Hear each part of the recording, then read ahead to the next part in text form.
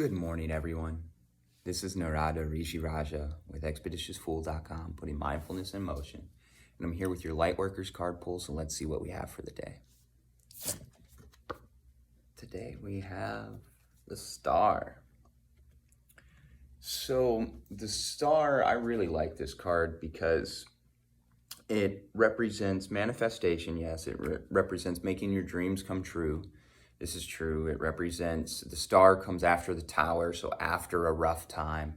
How do you rebuild? How do you remanifest? How do you get that hope, right?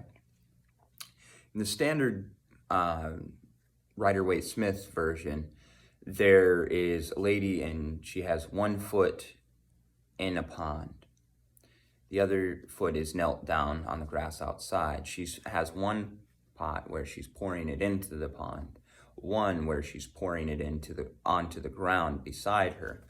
That picture that's pouring onto the ground beside her is basically talking about that eternal flow of life and energy and creativity, that God source energy, right? That thing that is permanently creative. That is God source energy.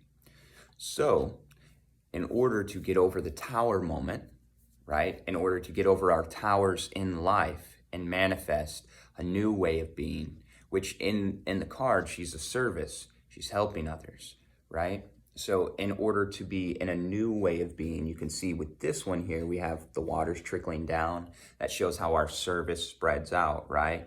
So first, we bathe in the showers of that essence of God source, that energy of God source. We realize that we're not the body, we're not the mind. Once we realize that, now we're actually freed up where we can actually learn love. We can learn compassion. We can learn what it truly means to be of service. Once we gain liberation, we're not the body, we're not the mind. Before that, sorry guys, we're not there yet. So we have to keep pushing forward. We break through our tower moment. We rely solely on the energy that comes from the light of God source, solely on that as our life water. What does that do? That allows us to transform.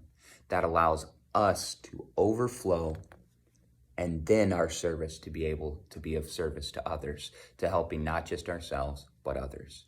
This is the whole point of life right here. Getting over those challenges, going to yoga, and now yoga. You've done everything else. You now want to see what it's really about. You're ready to give up your personality.